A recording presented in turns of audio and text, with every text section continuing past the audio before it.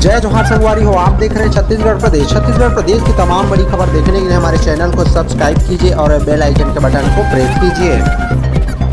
विधायकों का वेतन भत्ता और पेंशन संशोधन विधेयक पारित। पूर्व विधायकों को अब 58,300 रुपये मिलेगी पेंशन। मीडिया कर्मी सुरक्षा विधेयक भी पारित। बजट सत्र के 13वें दिन विधायकों का वेतन भत्ता पेंशन संशोधन विधेयक सर्वसम्मति से पारित किया गया, जिसमें राज्य के पूर्व विधायकों की पेंशन और यात्रा भत्ते में बढ़ोतरी की गई है। संसदीय कार्य मंत्री रविंद्र चौबे द्वारा लाए गए इस विधेयक में पूर्व विधायकों की पेंशन 35,000 रुपये से बढ़कर 58,300 रुपये किया गया है। फिलहाल सदन की कार्रवाई गुरुवार 11 बजे तक के लिए स्थगित कर दी गई है। छत्तीसगढ़ मीडिया कर्मी सुरक्षा विधेयक 2023 सदन में आज सर्वसम्मति से पारित हो गया।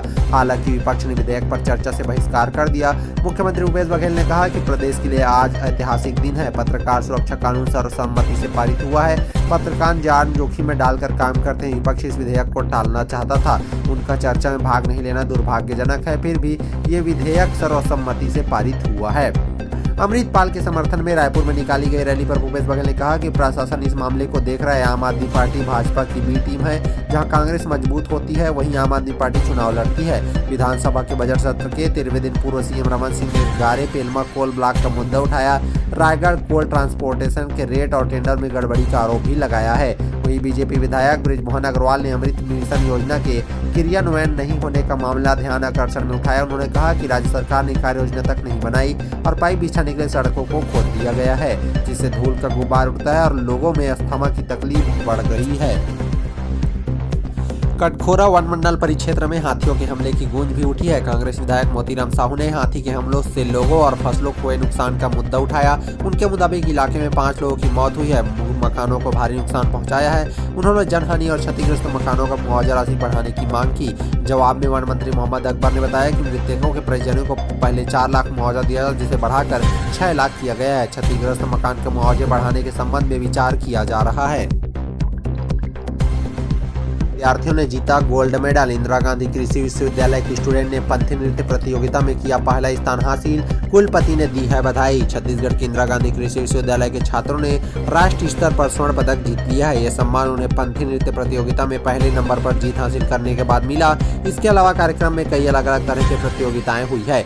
इस उपलब्धि के बाद यूनिवर्सिटी के कुलपति ने सभी प्रतिभागियों को बधाई दी है। वहीं भारतीय कृषि अनुसंधान परिषद ने अखिल भारतीय अंतर कृषि विश्वविद्यालय युवा महोत्सव का आयोजन करवाया। इस 21वें एग्री यूनिफेस्ट का आयोजन कृषि विज्ञान यूनिवर्सिटी बेंगलुरु में आयोजित किया गया। कार्यक्रम में छत्तीसगढ़ के इंदिरा गांधी कृषि विश्वविद्यालय के विद्यार्थियों ने लोक नृत्य प्रतियोगिता में छत्तीसगढ़ के लोकप्रिय पारंपरिक पंथी नृत्य किया, जिसमें लोक नृत्य कैटेगरी में उन्हें पहला स्थान मिला है। पंथी नृत्य की पूरी टीम को गोल्ड मेडल से सम्मानित किया गया और छत्तीसगढ़ की इस आयोजन में 31 विद्यार्थियों का ग्रुप शामिल था।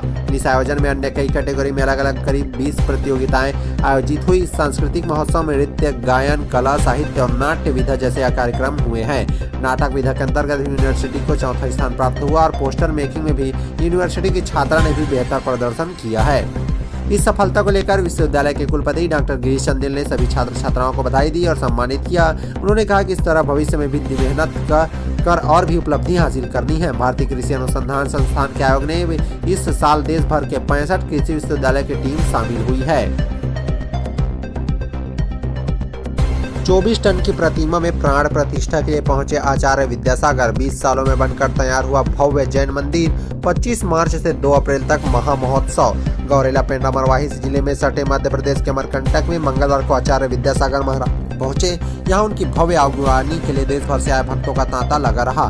बहुप्रतीक्षित श्रीमद जिनेन्द्र प्राण प्रतिष्ठा पंच कल्याण गजरत महा महोत्सव 25 मार्च से 2 अप्रैल 2023 तक संपन्न होगा। 25 मार्च से 2 अप्रैल तक अमरकंटक में होने वाले भगवान आदिनाथ की प्रतिमा की प्राण प्रतिष्ठा व पंच कल्याणक गजरत महोत्सव की तैयारियां यहां जोरों पर है। जैन धर्म के पंच कल्याणक महोत्सव में धार्मिक क्रियाकलापों और आवास के लिए अमरकंटक में विशाल परिसर में अस्थायी नगर बसाया गया है।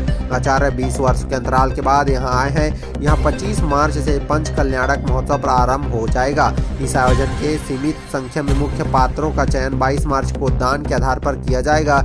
इसमें सर्वाधिक आकर्षण का केंद्र सौधर्म इंद्र का होता है।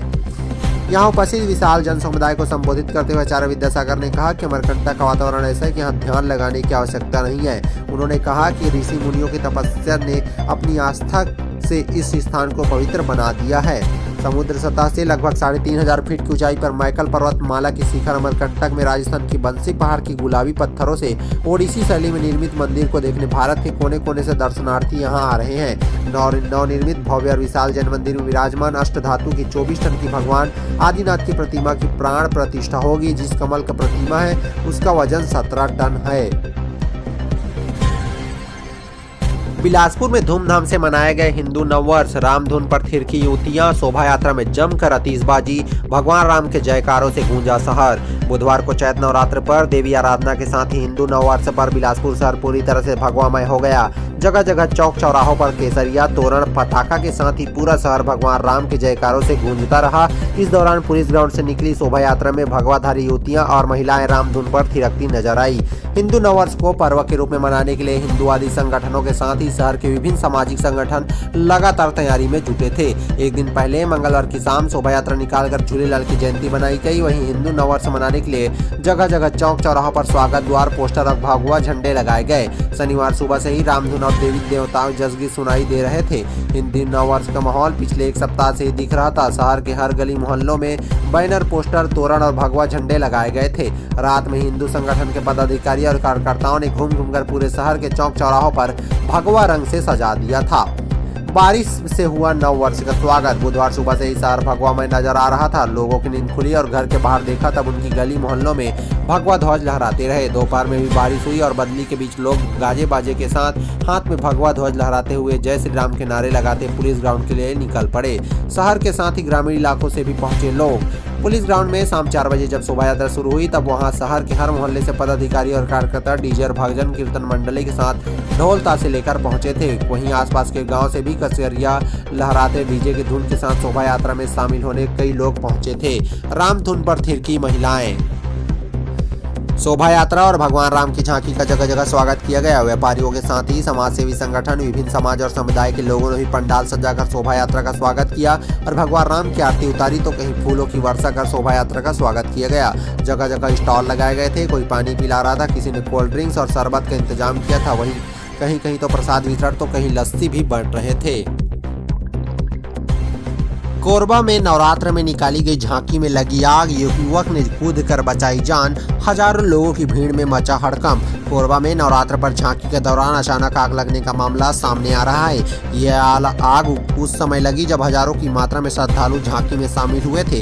तभी अचानक तेज आग की लपटें उठने लगी, जिसके बाद आसपास खड़े लोगों के बीच हड़कंप मच गया। हालांकि इस घटना में किसी को गंभीर नुकसान नहीं पहुंचा है। जानकारी के अनुसार ये झांकी हर साल चैत्र नवरात्रि के अवसर पर हिंदू समाज की ओर से निकाली जाती है, जिसमें बड़ी संख्या में श्रद्धालु शामिल होते हैं। माता की शोभा यात्रा करीब 6:30 बजे सीतामढ़ी से कोरबा की ओर जा रही थी। इसी दौरान झांकी में अचानक आग लग गई। इसके बाद झांकी के बैठे व्यक्ति ने नीचे कूदकर अपनी जान बचाई।